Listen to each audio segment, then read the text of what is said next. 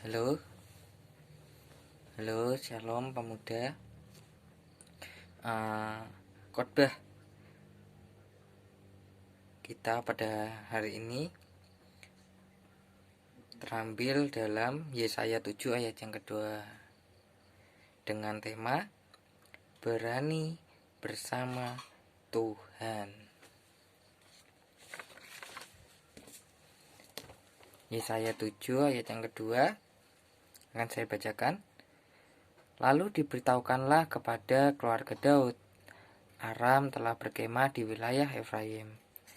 Maka hati Ahaz dan hati rakyatnya gemetar ketakutan, seperti pohon-pohon hutan bergoyang ditiup angin.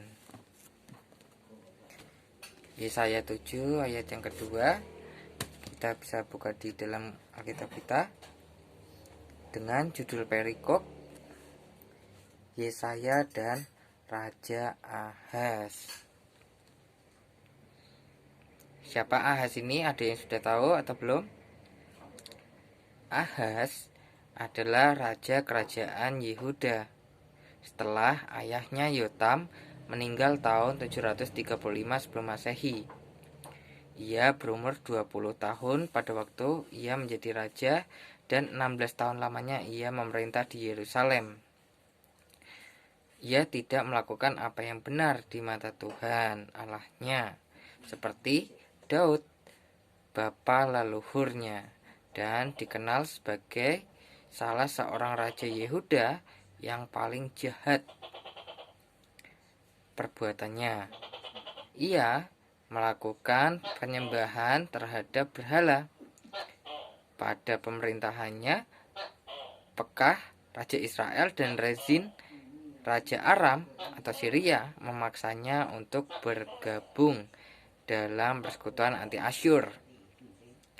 Dalam kondisi ini, Nabi Yesaya berusaha menghimbau Ahaz agar tidak terpengaruh pada ajakan tersebut dan bergantung pada pertolongan Tuhan.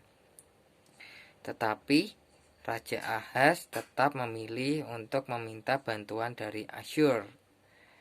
Akibatnya Yehuda menjadi kerajaan bawahan selama 1 abad dan memiliki tanggung jawab untuk membayar upeti yang besar. Semua kesengsaraan itu terjadi sebagai hukuman ilahi terhadap Ahaz karena kejahatan dan kemurtadannya. Ia membakar anaknya sebagai persembahan kepada Baal. Ia mendorong rakyatnya mempersembahkan korban kepada ilah-ilah. Bahkan ia menempatkan mezbah ilah Asyur di kuil istana, menggeser dan menyalahgunakan mezbah tembaga Salomo menjadi tempat meramal. Bukan meramal kayak Dilan itu ya gitu. Ini beda ya. Ia pun menutup tempat-tempat suci.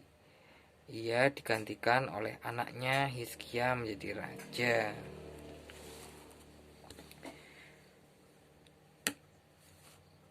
Teks Yesaya 7 ayat yang kedua ini merupakan teks dengan gaya bahasa atau majas alegori ya, perbandingan alegori. Membandingkan hati Ahaz dan rakyatnya yang gemetar dengan pohon yang bergoyang ditiup angin. Hati gemetar dan pohon bergoyang. Itu ciri dari majas perbandingan alegori ya. Selanjutnya, teks ini berbentuk cerita nabi. Cerita nabi ya, nabinya Yesaya, dan nanti dia ada hubungannya sama Raja Ahaz. Pasti tentang sosial politiknya ya itu ya. Ya, bentuk dari teks ini adalah cerita nabi, yaitu kehidupan nabi. Yesaya adalah nabi yang misioner. Hal yang ditulis oleh Yesaya hampir sama dengan hal yang ditulis oleh Rasul Paulus. Oleh karena itu, Paul Enns mengatakan bahwa tulisan Yesaya merupakan kitab Roma